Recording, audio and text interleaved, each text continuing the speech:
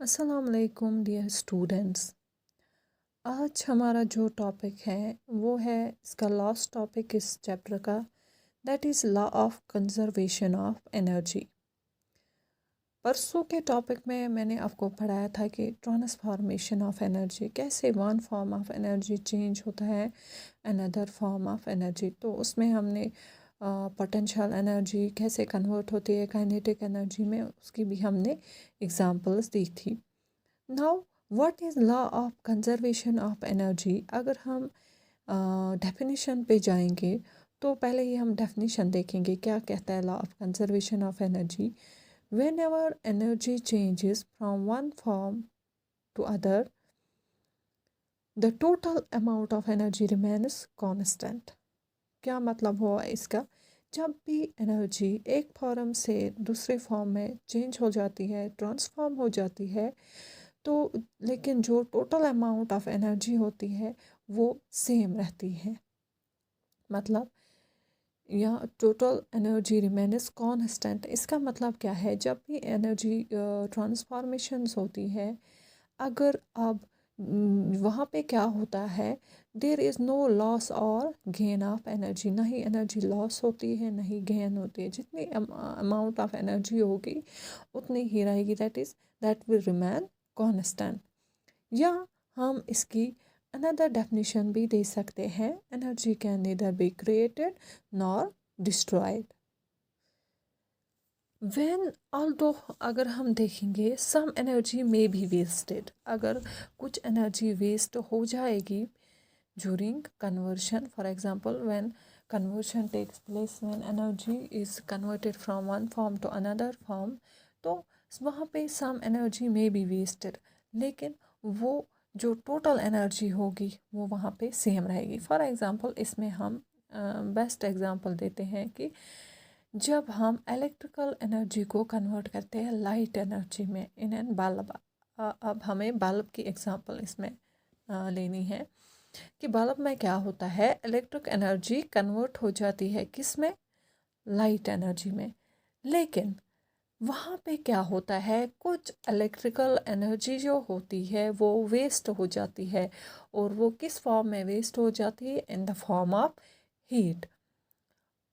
तो इसी तरह इसलिए हम बोल सकते हैं कि although some energy may be wasted during conversion, but जो टोटल एनर्जी होती है सिस्टम की वो हमेशा सेम रहती है, वो हमेशा कांस्टेंट रहती है। Let us take an example. अब इसी लॉ ऑफ कंजर्वेशन को हम एग्जांपल के साथ ज़्यादा डिटेल में समझाएंगे, डिस्कस करेंगे।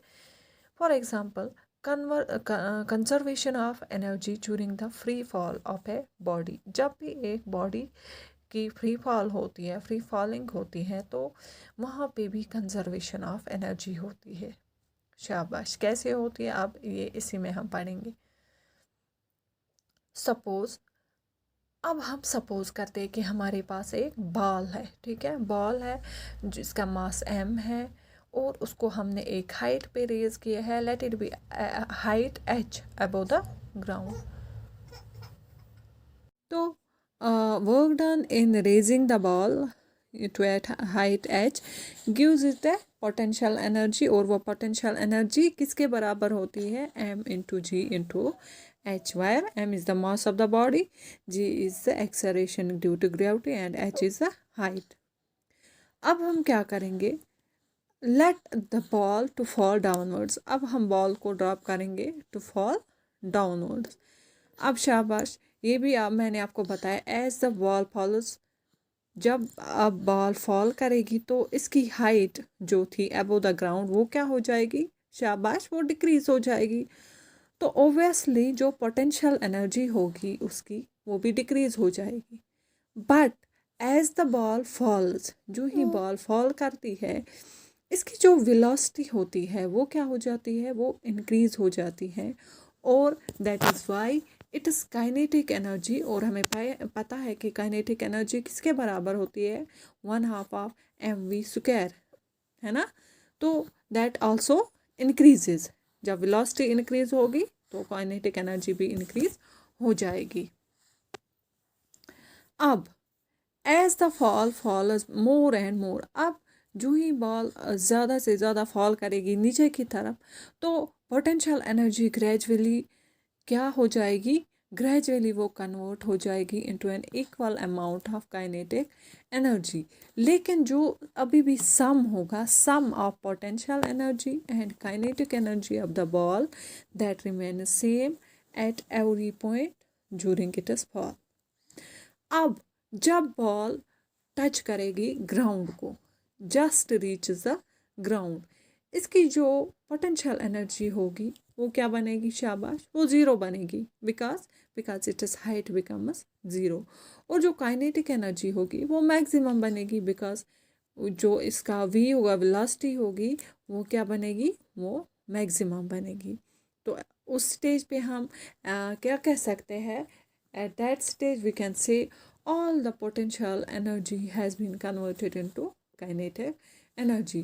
तो इस डिस्कशन से हमें क्या समझ आया, हमें ये समझ आया कि potential energy has been changed into an equal amount of kinetic energy।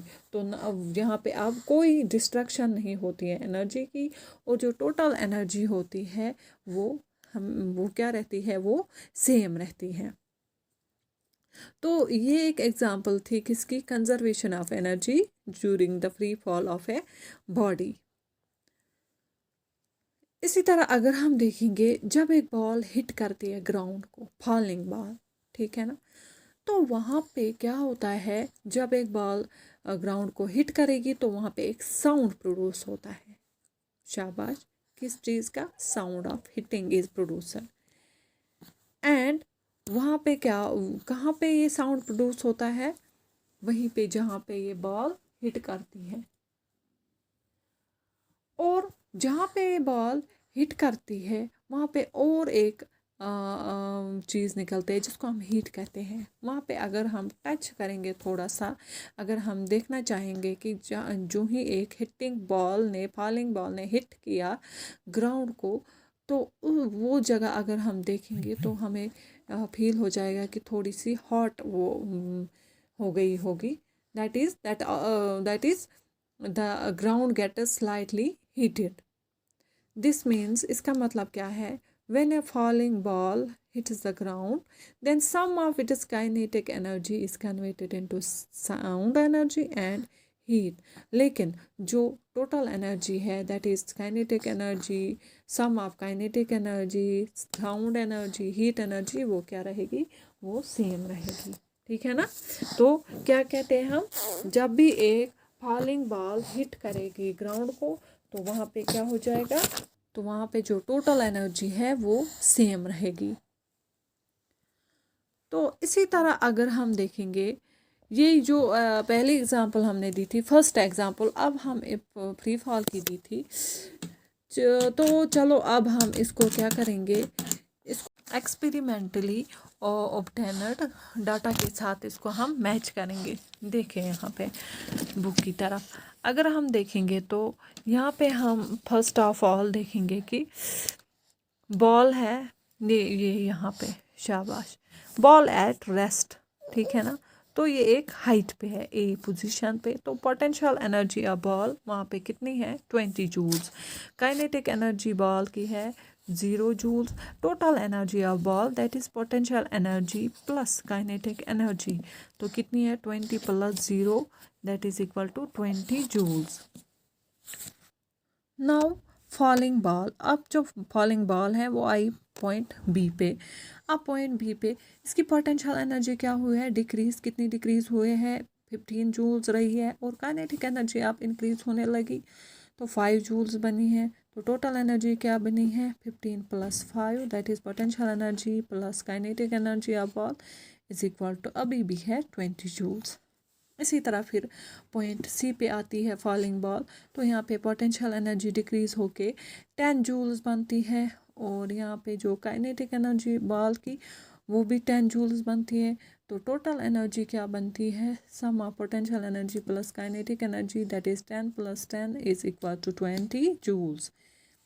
इसी तरह फॉलिंग बॉल आप पहुँचेगी पॉइंट डी पे, तो पोटेंशियल एनर्जी बहुत ज़्यादा डिक्रीज़ हुई होगी क्योंकि ये ग्राउंड के नज़दीक है, तो पोटेंशियल एनर्जी ओनली 5 जूल्स है। Kinetic energy of the ball है 15 जूल्स, अब इंक्रीज हो चुकी है। और अभी भी टोटल एनर्जी दैट इज़ यहाँ पे अब क्या है, पोटेंशियल एनर्जी 5 जूल्स है और काइनेटिक एनर्जी 15 जूल्स है। तो total energy is equal to 20 joules. अब यहाँ पे लास्ट पॉइंट पे आती है, just before hitting the ground ball reaches at a point E. तो यहाँ पे पोटेंशियल एनर्जी अब इसकी ज़ीरो बन गई होगी क्योंकि इसकी हाइट भी ज़ीरो हो गई होगी। तो काइनेटिक एनर्जी, इसकी सारी पोटेंशियल एनर्जी कन्वर्ट हुई होगी किस में, काइनेटिक एनर्जी में। तो इसकी पूरी काइनेटिक एनर्जी होगी 20 जूल्स। नाउ टोटल एनर्जी किसके बराबर होगी, पोटेंशियल एनर्जी 0, काइनेटिक एनर्जी है 20 जूल्स। तो जो टोटल एनर्जी आप देख सकते हैं यहाँ पे कितनी है, 20 जूल्स। तो हमने क्या देखा इस एग्जांपल से, इस एक्सपेरिमेंटल डाटा से हमें यही समझ आया कि जो टोटल एनर्जी होती है वो हमेशा सेम रहती है जब भी कन्वर्शन होती है। लेकिन दैट इज़ जब भी एक एनर्जी फॉर्म दूसरी एनर्जी फॉर्म में कन्वर्ट होती है तो टोटल एनर्जी होती है सिस्टम की वो हमेशा कांस्टेंट रहती है। तो यहाँ पे हमने एग्जांपल दी थी फ्रीली फॉलिंग ऑब्जेक्ट की। तो अब आया समझ क्या होता है law of conservation of energy. शाबाश। तो आज के टॉपिक में हम इतना ही डिस्कस करेंगे। तो इसी के साथ ये चैप्टर जो है ये एंड हो गया। तो नेक्स्ट वीडियो में इंशाल्लाह हम इसके आप क्वेश्चंस करेंगे। तो थैंक यू।